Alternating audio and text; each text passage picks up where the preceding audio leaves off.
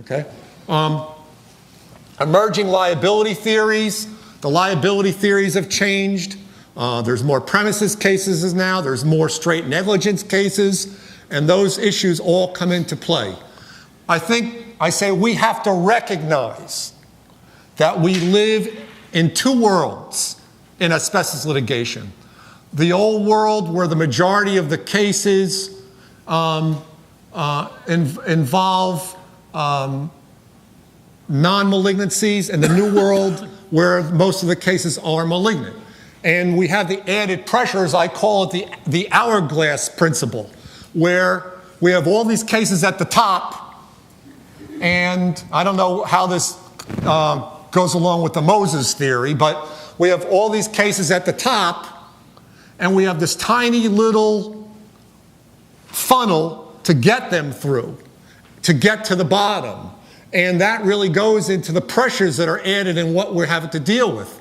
And then overlying all of that is Rule 1.8, the Model Rules of Professional Conduct, that speak to the issue of what you're able to do with an aggregate settlement.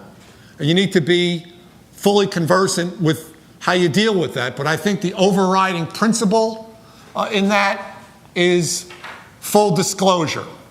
And if your clients get full disclosure, then you have more latitude to negotiate aggregate settlements. But some people, full disclosure may be, what's in it. It's like pornography, I think, some people, it's in what you believe is full disclosure. Should you have it all in your retainer agreement? Should you have a letter outlining what the issues are? So I'm not going to spend a half hour, because I don't have it, going through what we would do, but the issue of disclosure is extremely significant. And I would say that, well, let me just back up for a second on the issue of full disclosure. There are a number of ways to do this, I think, and be somewhat protected. One, you can involve the court, and I think New York has actually passed a statute now, where you can involve the court in helping arrive at settlements, so you're not doing it yourself. That would be a good suggestion. Two, if you're going to negotiate more than one case at a time, that you get pre-approved bottoms from your clients. So you've had a discussion with your client about, for instance, if you're going to negotiate with defendant X, give me authority to settle at a minimum of $10. So you know that anything above that, which you will push for, you're going to do well. You'd never want to get put in the position of ever being accused of negotiating one client against the other.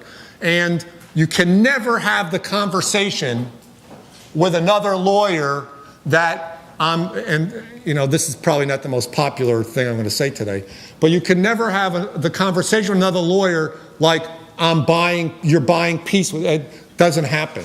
There is no buying peace. You're going to be in the cases that you need to be in, and you're not going to be in the cases that you don't need to be in. But there's always going to be another case, and there's always going to be another day. But collectively, we all need to be able to put our heads down on the pillow at night and know that we've done it right for our clients, for the court that believes in us, and even for the defense lawyers on the other side who are also trying to do the right thing. This is a collective issue that we have to deal with.